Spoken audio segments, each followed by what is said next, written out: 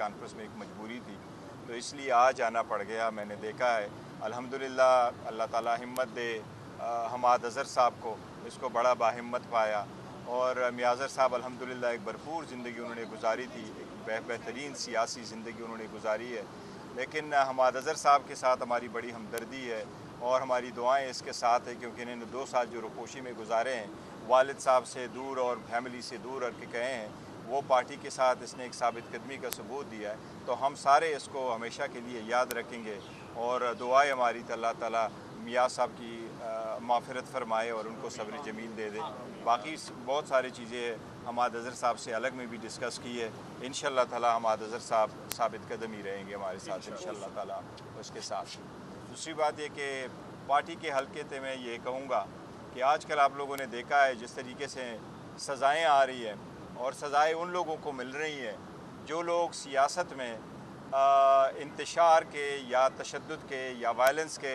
علمبردار نہیں ہیں، وہ نہیں چاہتے کہ یہ سیاست میں ہو۔ میں سمجھتا ہوں جو سیاسی مسائل ہے اس وقت، ان لوگوں کی سزاؤں سے، ان کو ڈسکوالیفائی کرنے سے یہ مسائل حل نہیں ہوں گے۔ لوگوں کو اپنی ایگو کو گیو اپ کرنا پڑے گا،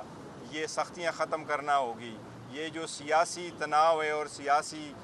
ڈویژن ہے اس کو ختم کرنا ہوگا۔ ملک کی ترقی کے لیے، جمہوریت کے لیے، قانون کی بالادستی کو ہر ایک نے اپنا رول پلے کرنا ہوگا۔ میں پارٹی کے سارے قائدین کو بھی کہوں گا کہ وہ بھی رول پلے کرے، لیکن ایک ہیلنگ ٹچ کی اس ملک میں اس وقت ضرورت ہے۔ انشاءاللہ تعالیٰ امید ہے کہ یہ ہیلنگ ٹچ اگر آئے گا تو ملک ترقی کی طرف جائے گا۔ دیکھیں، پہلے پارٹی پہ الزام لگایا گیا کہ فارن فنڈنگ کی ہے، تو پارٹی کو آپ نے ڈسٹرب کیا، پھر آپ نے پارٹی سے نشان لے لیا، پھر آپ نے پارٹی کے جو لوگ الیکشن لڑ رہے تھے اس کو الیکشن لڑنے نہیں دیا، پھر جب سیٹیں آئیں تو آپ نے ان کا مینڈیٹ چوری کیا، اس کے بعد 77 سیٹیں آپ نے ریزرو لے لی، اس کے بعد 3 سیٹیں آپ نے ریکاؤنٹنگ میں لے لی، اس کے بعد ریفرنسز فائل کرا کہ وہ سیٹیں چلی گئی، اب 39 پارلیمنٹیرین ڈسکوالیفیکیشن کے رسک پر ہے۔ یہ سب ملا کے تو 120 سیٹیں ہو جائیں گی کہ آپ 120 سیٹیں مینڈیٹ کے علاوہ آپ لینا چاہ رہے ہیں۔ اگر ایسا ہی ہے اور ایسے ہی ایک پولیٹیکل پارٹی کو آپ سائیڈ لائن کر رہے ہیں تو میرا خیال ہے یہ ملک کے لیے، جمہوریت کے لیے اچھا شگون نہیں ہوگا۔ اس سے تو بہتر ہے کہ پھر باقی جو لوگ رہ جائیں وہ استعفیٰ ہی دے گھر بیٹھے وقت کا انتظار کرے، لیکن حالات بدلتے ہیں۔ ملک کے لیے اور جمہوریت کے لیے ایک اچھا شگون نہیں ہے۔ سب کو ہوش کے ناؤن لینا ہوگا کہ ان چیزوں سے ملک کا نقصان ہو جائے گا، جمہوریت کا نقصان ہو جائے گا۔ کوشش کرنی چاہیے کہ یہ سارا ریورس ہو، یہ سختیاں مزید نہ ہو، اور یہ جو غیر آئینی غیر قانونی کام چل رہے ہیں یہ ختم ہو۔ گوہر صاحب، جس طرح حماد صاحب کے والد صاحب نے ساری زندگی وزاداری کی سیاست کی، رکھ رکھاؤ اور بے داغ کیریئر، اسی طرح حماد صاحب کا کی بے داغ کیریئر، کوئی کرپشن کا ایلیگیشن نہیں، وزادار سیاستدان، ہمیشہ پرتشدد رویوں کی انہوں نے مخالفت کی، کئی معاملات ہم نے اپنی آنکھوں سے بھی دیکھے تو کیا سمجھتے ہیں ان فیوچر کچھ، چونکہ آپ